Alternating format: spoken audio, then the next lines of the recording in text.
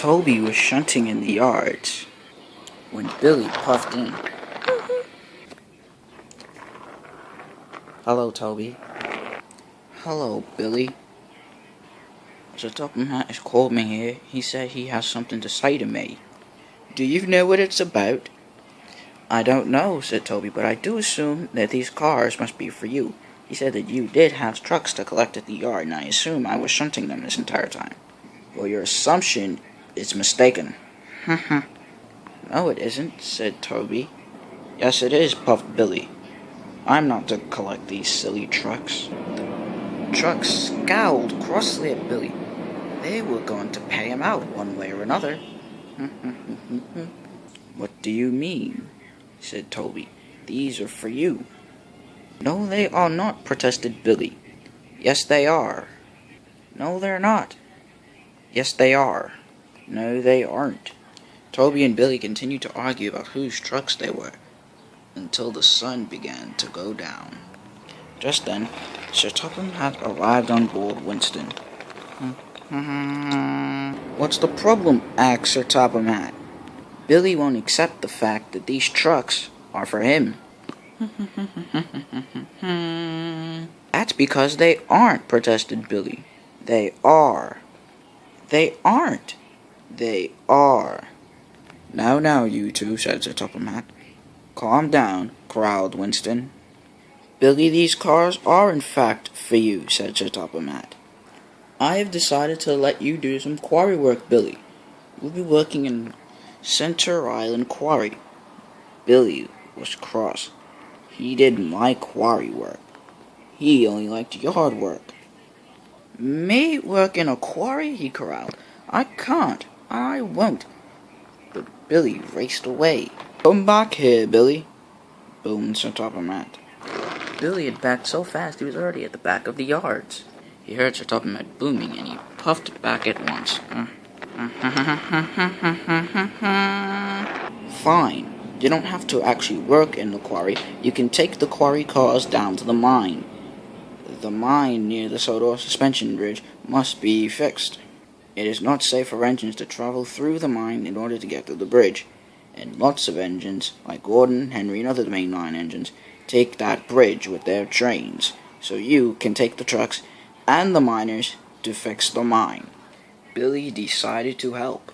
He knew how many engines used that mine and bridge every single day.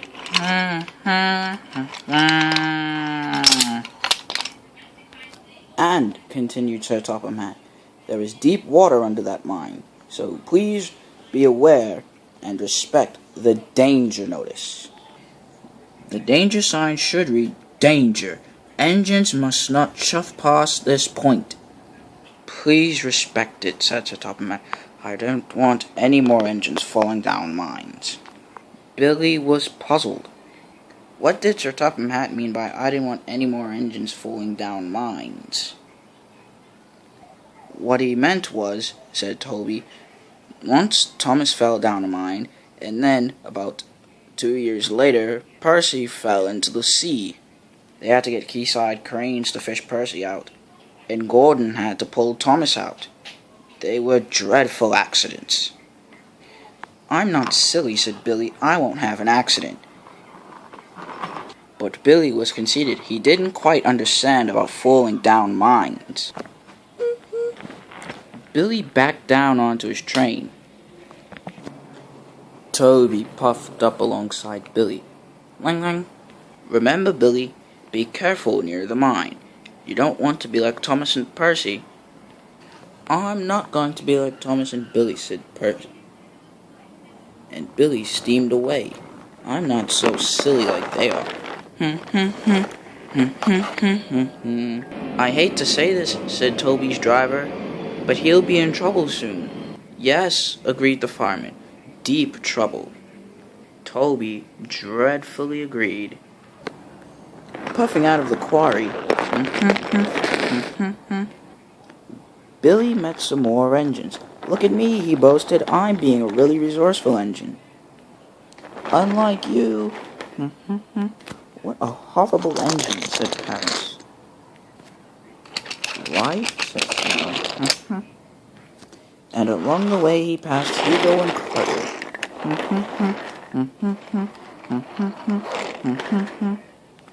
Carter was cross.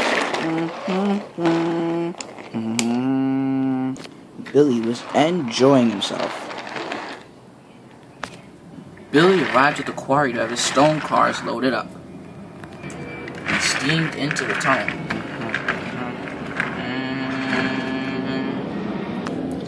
The tunnel was dark, but Billy puffed out. "Hello, you silly lot," growled Billy. "I'm here to have my stone trucks loaded. I'm taking them to the mines. So hurry up, get me loaded, and I'll be on my way, thank you very much." "Fine," said Dominic. "We'll hurry up, get you loaded, and we'll have you on your way. You're welcome very much." Billy rolled his eyes. "Look, I'm not here for jokes and games," he said. "Neither are we," said Gabriella. "We're here to get you on your way, just as you wish." "That's right, Gabriella," said Chloe. "So please, have me on my way then," said Billy. "We will," said Gabriella. "Thank you," said Billy cheekily. At last, Billy was loaded up and he puffed on his way. And back through the tunnel. "Now for a mine-like adventure," said Billy.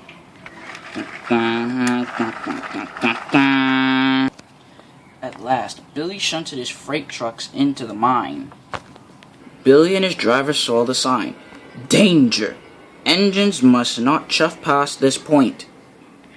But Billy was being cheeky, and he bumped his freight cars past the point anyway.